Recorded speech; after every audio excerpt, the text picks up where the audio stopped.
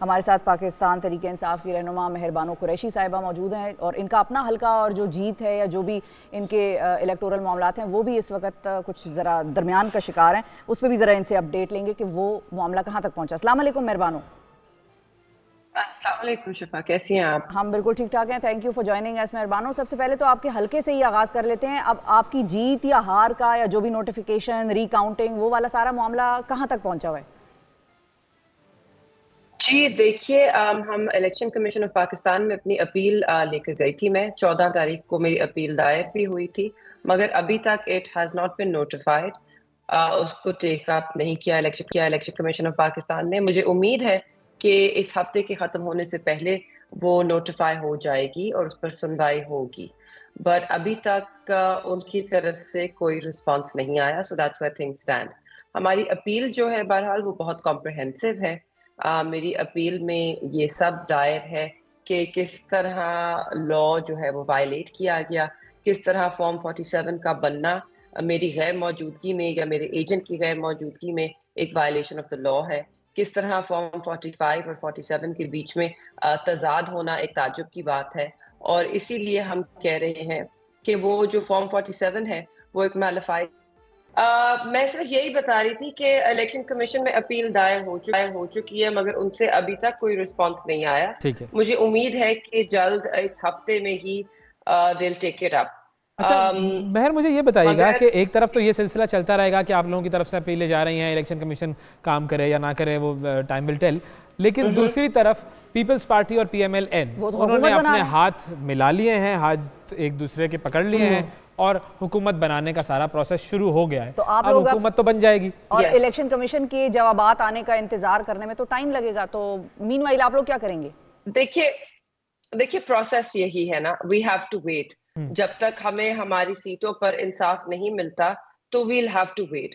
इस वक्त मुल्क में कहा जा रहा है कि एक स्प्लिट मैंडेट है, हालांकि अवाम स्प्लिट मैंडेट बिल्कुल भी नहीं दिया। अवाम ने एक वाज़ेह मैंडेट एक जमात को दिया है जिसकी सीटों पर डाका डाला गया है। बेसिकली अवाम के मैंडेट पे डाका डाला है और अब PDM पार्ट 2 दोबारा अवाम पर मुसल्लत की जा रही है। और ये वही PDM है कि जो इतनी अनपॉपुलर थी कि इनकी कारकर्दगी पे तो इन्होंने कैंपेन ही नहीं की। ये वही PDM है कि जिसकी कारकर्दगी से बिलावल भुट्टो साहब ने अपने आप को दूर किया पूरे कैंपेन के दौरान, और इसीलिए आज भी इतनी मुश्किलात के बाद उनकी हुकूमत बनी है। दिल वो में तो उनके पीटीआई साथ बड़ी भी खुश है होगी मगर नई कि भी चलो है। अच्छा है, इतनी खराब कारकर्दगी के बाद दोबारा आके साथ बैठ गए। अब अगले 5 साल में और ज्यादा मैंडेट मिल जाएगा पीटीआई को। अंदर से तो आप लोग वह फुल नहीं, खुशी मना रहे हो। हमें देखिए खुशी नहीं है, खुशी नहीं होती, मगर हाँ ये जरूर है कि पाकिस्तान पीपल्स पार्टी जो है उन्होंने अब जो बयानिया बनाया था जिससे शायद उनको कुछ वोट पड़ गया, वो बयानिया अब खत्म होता नजर आ रहा है। क्योंकि पहले भी आपने उनके साथ इल्हाक किया, फिर आपने कैंपेन में गए उनके खिलाफ बात गुफ्तगू की, आज फिर आप उनके साथ हैं। और देखिए ये जमहूरियत के लिए नहीं है, ठीक है, ये मुल्क को आगे लेके जाने के लिए नहीं है। अगर हम जमहूरियत के लिए इकदाम लें या अगर हम मुल्क को वाकई आगे लेके जाना चाहते हैं तो हमें जमहूरियत को मजबूत करना चाहिए। और जमहूरियत मजबूत तब होगी जब हम अपनी जमहूरियत में शफाफियत को यकीनी बनाएंगे।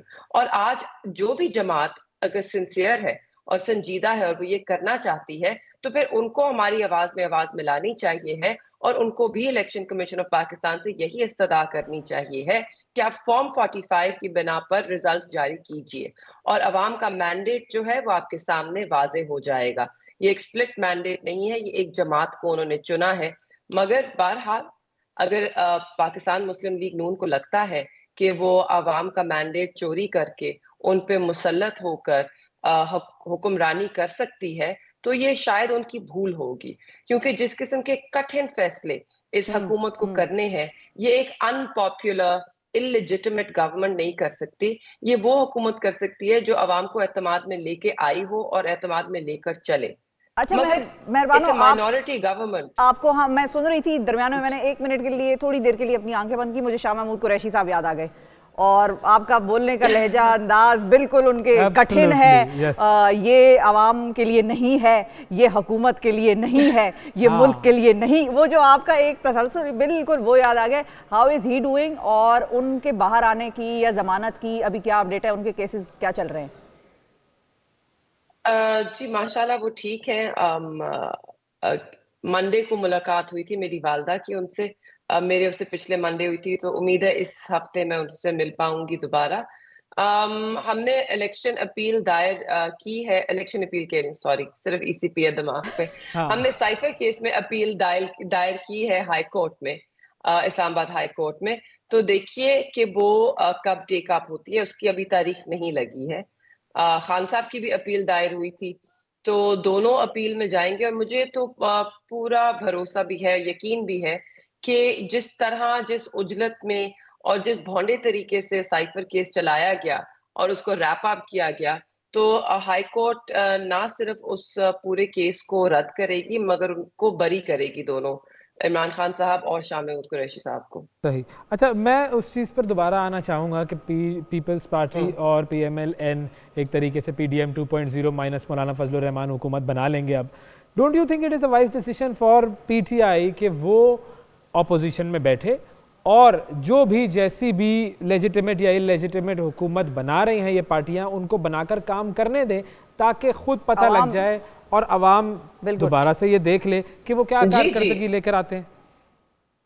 Absolutely Owais, absolutely. देखिए, पाकिस्तान तहरीक-ए-इंसाफ ने पहले दिन ही ये वाज़ेह कर दिया था कि अगर हमें हमारी जो जीती हुई नशिस्तें नहीं मिलती, तो हम ऑपोज़िशन में बैठेंगे। तब शायद लोगों को ये पसंद नहीं आया, वो चाह रहे थे सब हुकूमत में आए तहरीक-ए-इंसाफ पे। हम ऑपोज़िशन में अपना किरदार अदा करेंगे। मैं शर्मिला को सुन रही थी जी। एंड वो कह रही थी कि हम किसी को काम नहीं करने देते या शोर मचाते हैं। देखिए, बात इतनी सी है, जब पाकिस्तान तहरीक-ए-इंसाफ एक मैंडेट लेकर आई और हमने हुकूमत बनाई, तो मेरे ख्याल में पहला दिन था पार्लियामान का, जब खान साहब आए ओथ लेने और उन्होंने पहली स्पीच करने की कोशिश की, तो शोर इन्होंने जी मचाया, बिल्कुल। इन्होंने यस। कुछ चलने नहीं दिया। अगर इनकी इंटेंशंस होती सिर्फ चीज़ों को आगे लेके जाने की, तो जब फैटिफ के दौरान लेजिस्लेशन की बहुत ज़रूरत थी, तो तब ये हमें ब्लैकमेल ना करते, तब ये वॉकआउट ना करते। तो ये बयानिया बनाना बड़ा आसान है, मगर हक़ाइक़ ज़रा मुख्तलिफ हैं। इन्होंने पाकिस्तान की खातिर सियासत नहीं की, ना ही तब पार्लियामान में किरदार अदा किया।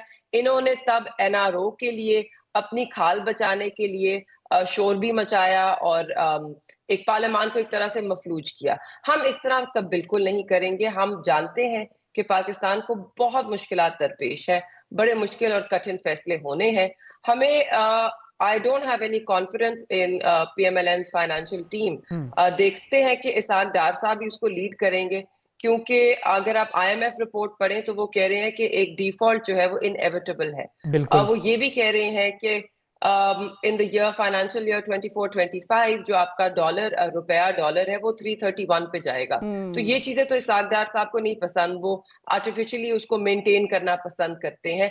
मगर अगर आप ये भी देखें, हमारे रिजर्व जो हैं वो 8 बिलियन के नीचे हैं, मुश्किलों से 2 महीने का इंपोर्ट कवर है फॉर एसेंशियल्स टू पाकिस्तान। तो बहुत मुश्किल सूरत हाल है। आई डोंट नो वो किस तरह मैनेज करेंगे, मगर हम ज़रूर अपना किरदार अदा करेंगे। उनकी अगर कोई गलतियाँ हैं, उनको पॉइंट आउट करके, उनको बेहतर तजवीज़ देकर असेंबली में ऑपोज़िशन का तो यही किरदार होता है बिल्कुल और जी, हम ये वक़ूफ़ पॉजिटिव है कि निभाएँगे। आप लोग असेंबली में होंगे। ये पॉजिटिव चीज़ है इस जी, पूरे बिल्कुल। सिनेरियो में। बिल्कुल। एब्सोल्युटली। थैंक यू जी, बहुत शुक्रिया अदा करेंगे। मेहरबानो कुरैशी हमारे साथ मौजूद थी।